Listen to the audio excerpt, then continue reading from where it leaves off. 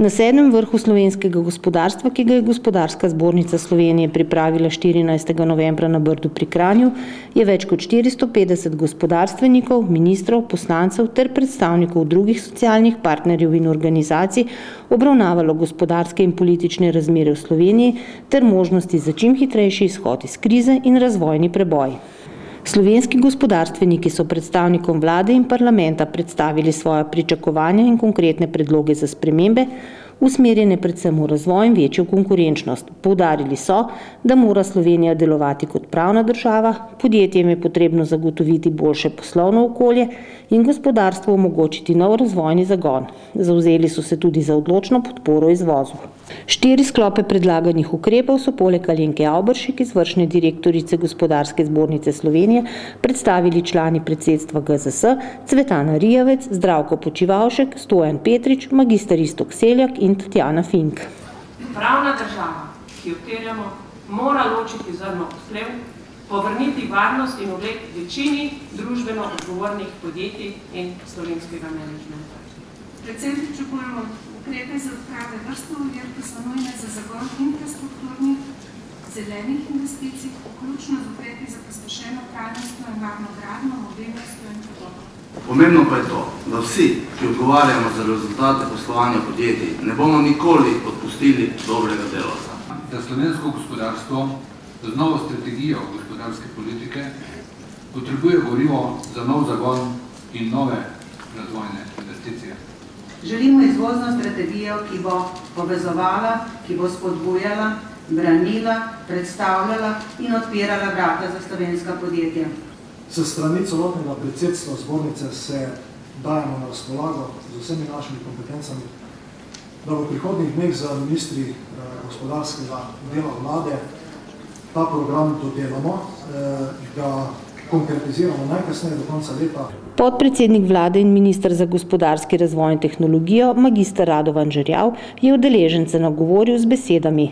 Danes smo pravzaprav definirali 4. paket za spodbujanje gospodarstva.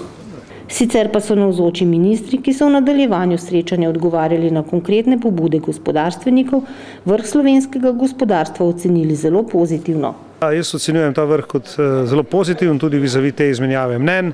Kar se trga dela tiče, je seveda še vedno odprti ukrepi, kako zmanjšati segmentacijo oziroma ta dualizem na trgu dela. Mislim, da je dobra podlaga za to, da se vlada še bolj zavzeto loti dela.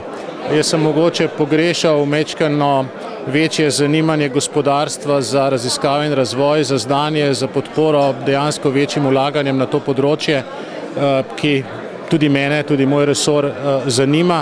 Zelo sem vesel, da sem bil tu. Ena redkih srečanj, kjer so sploh bili predlogi in to konstruktivni. Tisto, kar bi rad posebej poudaril, je ravno to, da so taka srečanja nujna in to ne enkrat na leto. Torej, politika, gospodarstvo, znanost in vsi drugi podsistemi, vsi ljudje v Sloveniji pravzaprav bi se morali večkrat srečevati in pogovarjati, zlasti v teh kriznih časih, da skupaj poiščemo najboljše rešitve.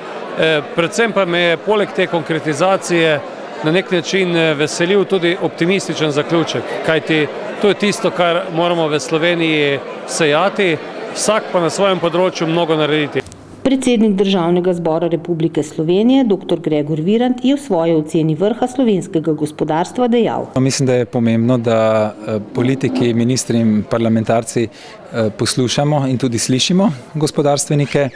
Dialog med politiko in gospodarstvom, ki so ga organizatorji poimenovali izredna seja gospodarstva in politike, so pozdravili tudi poslanci, saj je ponudil vrsto konkretnih pobud tako vladi kot parlamentu. Jaz mislim, da je ta današnje srečanje zelo pomembno za predstavitev dejanske situacije gospodarskega stanja v državi, eno sporočilo politiki in politikom, da je stanje nujno in alarmantno, da je potrebno sprejeti ukrepe, ki bodo omogočili razvoj. Jaz bom rekla, da se mi je zdelo zelo zanimivo, da so bili predlogi zelo smiselni in tudi zelo konkretni. Nekaj je pa nujno narediti, če želimo Slovenijo rešiti iz te krize, v kateri se je znašla.